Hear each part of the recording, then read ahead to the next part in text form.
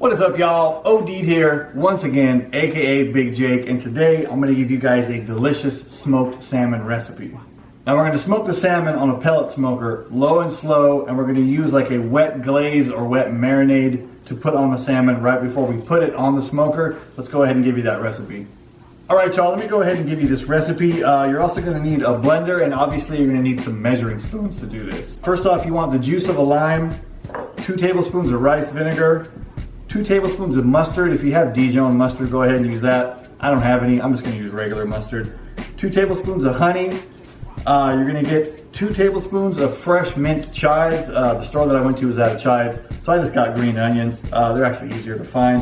Then you're going to use a teaspoon of kosher salt. You're going to use half a teaspoon of granulated garlic.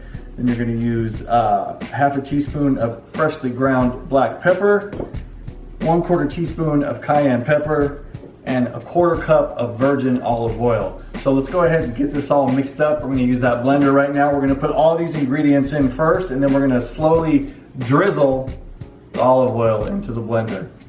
All right, y'all, let's go ahead and get this mixed up. For those of you that have a blender and don't really use it, and you've always wondered what this little cap on the top right here is for, well, this exact application is what this is for.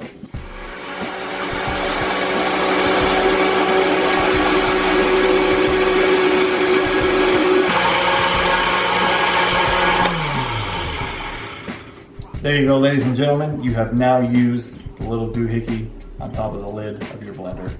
And of course, let me show y'all the kind of salmon I'm going to be using. This is a very nice piece of sockeye salmon here. I got it from Costco. Sockeye's in season right now, so this is what I got. Although you can use any kind of salmon you want. Just kind of pat the top of it off. Try to get the majority of the bones out if there's any in there. And let's get some marinade on here. So you're going to take some of the marinade. By the way, I'm going to do this just right before I put it on the grill. I don't think it needs to sit or anything like that. Just kind of paint it on. You could probably, if you wanted to, let it marinate for a little while, but I've honestly never done it. The salmon will be on the smoker long enough to where it'll kind of incorporate the flavors into the fish. So yeah, that'll work. And then as you can see, I have a little bit left over. You can, if you want, keep that as like a dipping sauce for later once the fish is done, or you could just discard it. Either way, depends on how big your fish is and how much of it you're actually going to use beforehand. All right, y'all, next step is if you have a pellet smoker, fire it up to the lowest setting it will allow. In other words, if it has a smoke setting or 170 degrees, 180 degrees, probably the lower the better. We're not going to cold smoke the salmon, but we want to kind of gently and delicately render the fat off on the salmon and get a lot of smoke incorporated into the meat. So we're going to throw it onto my Mac 2-star General on the smoke setting. We're going to use what's called a Frogmat. If you've never seen a Frogmat, I will post a link in the description down below to where you can buy these. You can basically rest the meat on it. That way it's easier to move around. Salmon's kind of delicate and very flaky when it's done cooking. So this will be the best way to pick it up once it's done. All right, let's go ahead and get the salmon on the smoker, and I'm going to put it on the top grate. That way we are farthest away from the heat. We get a lot of like smoke kind of swirling around the meat. You're going to get a nice smoky salmon, and that fat's going to render off slowly.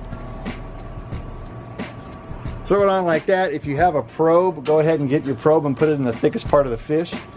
Personally, what I'm going for is an internal temp in the thickest part of the fish of 145. That's about medium well. If you want it medium rare, go to 135.